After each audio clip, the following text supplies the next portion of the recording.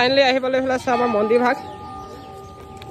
সকলোৱে ইয়াত আহে তো সকলোৱে টিলিঙা এটা বান্ধি যায় চ' ময়ো ইয়াতে টিলিঙা এটা বান্ধি দিওঁ যিহেতু মোৰ কেমেৰামেন কোনো নাই লগতে সেইকাৰণে মই আগতে বান্ধি লওঁ তাৰপিছতহে ভিডিঅ'খিনি বনাই আছোঁ ত' আপোনালোকে গম পাইছিলে যে মোৰ চাৰিখন আছিলে তিনিচুকীয়া সেইবাবে মই আহি পাৰিছোঁ তিনিচুকীয়া আৰু তিনিচুকীয়া এতিয়া মই বৰমাহঁতৰ ঘৰত আছোঁ আৰু এইফালে আপোনালোকৰ কাৰণে সৰু সুৰা ৰাইড এটা লৈ আহিলোঁ বেছি ডাঙৰ নহয় যিহেতু মৰাণৰ পৰা তিনিচুকীয়া বেছি দূৰ নহয় চ' মই অলপ লং কৰিছোঁ জাৰ্ণিটো ইয়াত আছে তিনিচুকীয়া মই আৰম্ভ কৰিম বৰডুবি দুলীয়াজান নাহৰকটীয়া টিংখাং ৰাজগড় আৰু মৰাণহাট এইকেইটা ঘূৰি যাম মানে একেবাৰে দুলীয়াজান হয় নাহৰকটীয়া হয় চ' এইফালে মেপো আছে চ' লগ পাম বুলি আশা ৰাখিছোঁ যিসকল এইকেইটা জেগাৰ পৰা হৈছে তো তেওঁলোক মোক মেছেজ কৰিবা ইনষ্টাগ্ৰামত মহিন ট্ৰেভেলিং ব্লগ বুলি আছে আৰু মই যোৱাকালি আছিলোঁ বৰমাহঁতৰ ঘৰত এইফালে চাম আমাৰ দাদা হেল্ল' কৈ দিয়া হেল্ল' আৰু দেখাইছোঁ সকলোকে দাদা বৌ বৰমা বৰমা সেইফালে আছে আমাৰ বৰমা হেল্ল' কৈ দিয়া বৰমা হেল্ল' আৰু এইবাৰ দেখাব গৈছোঁ আমাৰ বৌক আৰু সেইফালে আমাৰ বৌ আছে আৰু ইয়াতে মোক কিবা কিবি বনাই দিছে আৰু ৰুটি জলপান কিবা এটা দুপৰীয়া খাবৰ কাৰণে সেইফালে বৌ হেল্ল' এইবাৰ দেখাব গৈছোঁ আমাৰ দাদাক ডাঙৰ দাদা এইফালে দোকান খুলিছে দোকানতে আছে এইফালে আছে আমাৰ ডাঙৰ দাদা হেল্ল' কৈ দিয়া এইফালে আছে আমাৰ বৰমা মোৰ বৰ্তা হেল্ল' কৈ দিয়া বৰ্তা হেল্ল' দাদা মানে মোৰ তিনিটা আছে মানে প্ৰথমে দেখালোঁ সেইটো সৰু দাদা সেইটো দেখালোঁ এইটো দোকানত আছিলে সেইটো ডাঙৰ দাদা এটা মই 2 নম্বৰ দাদাজনক দেখালোঁ আমাৰ 2 নম্বৰ ছেকেণ্ড দাদাজন হেল্ল' হাই মানে মোক অলপ দূৰ আগুৱাই নি থ'বলৈ গৈছে দাদা এইফালে ওলাই গ'ল তো ব'লক ওলাই যাওঁ বেছি সময় নকওঁ দাদা বহুত দূৰ আহিলে মোৰ লগত প্ৰায় 2-3 কিলোমিটাৰ আহিলে আৰু যাব এতিয়া দাদা ভালে যাব ঠিক আছে দাদা ইয়ালৈ মোক দিলে বিদায় আৰু এতিয়া যাওঁ এতিয়া আৰম্ভ হৈছে মোৰ অকলে চ'ল' ৰাইড চ' তিনিচুকীয়া টাউনত ইয়াতে এটা ডাঙৰ পুখুৰী এটা আছে কি জেগাডোখৰ নাম নাচালোঁ মই কিবা এমৰ পৰা গৈ আছিলে চ' সেইখন জেগা মানে মানুহ পুৱা ভিৰ আছিলে যে চাব লগা বস্তু আছিলে কিবা এটা বাট মই নোসোমালোঁ তালৈ কাৰণ মোৰ দেৰি হৈ আছিলে সেইবাবে নহ'লে দেখালোঁ হয় আপোনালোকক কেতিয়াবা আহিলে নিশ্চয় সোমাই যাম আৰু আপোনালোকক দেখাম আৰু চাইকেল চলাই এতিয়া বৰ্তমান মই আহি পাইছোঁ বৰডুবি চাহ বাগিচা আহি পাই গ'লোঁ ফাইনেলি আৰু ইয়াৰ ভিউটো ইমানেই ধুনীয়া আপোনালোকক একেবাৰে মানে মই নেদেখাই মানে থাকিব নোৱাৰোঁ এইফালে চখ নাই অসমতো টেক্সি আছে গম পাই না আপোনালোকে কথাটো হয় সঁচাকৈ কৈছোঁ বৰডুবিত প্ৰায় এতিয়ালৈকে মই 5-6টা টেক্সি গাড়ী দেখিলোঁ যোন লৈ ল'লোঁ মই ধূপ ধূনা চাকি সকলোৱে লৈ ল'লোঁ ইয়াত দোকানৰ পৰা লৈছোঁ দাদাহঁতৰ দোকানৰ পৰা লৈছোঁ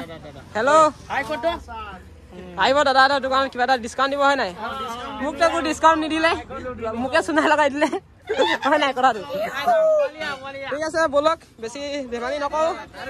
ফাইনেলি আহিবলৈ হ'লে আছে আমাৰ মন্দিৰ ভাগ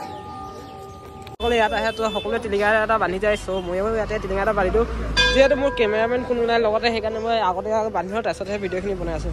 সোমাই আহিলোঁ ধুনীয়াকৈ সেৱা কৰিলোঁ আৰু ইয়াতে দেখিলোঁ আপোনালোকে টিলিঙা বান্ধিছোঁ মই আৰু আপোনালোকে জনাওঁ যে টিলিঙা বান্ধাৰ বিষয়ে ক'ম বাৰু প্ৰথমে আপোনালোকক এইটো জনাওঁ যে ইয়াত মানে টিলিঙামত যদি আপোনালোকে বান্ধে সৰু ডাঙৰ বন্ধাৰ একো মতলব নাই মানে একো পাৰ্থক্য নাই আপুনি যদি সঁচা মানে সৰু এটা দিছে তো আপোনাৰ মানে ভগৱানৰ ওচৰত একেটা পাৰ্থ পাব আৰু ডাঙৰ এটা বান্ধিছে একে পাৰ্থ পাব চ' এইটোৱে আছে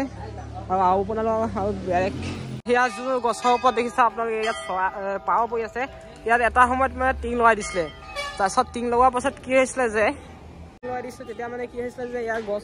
গছজোপা মানে শুকাই গৈছিলে ত' মানে পানী চানী একো পাবলৈ মানে নাপাইছিলে বৰষুণৰ পৰা যোনটো পানী পৰে সেইটো পানী নাপাইছিলে ত' সেইকাৰণে শুকাই গৈছে তাৰপিছত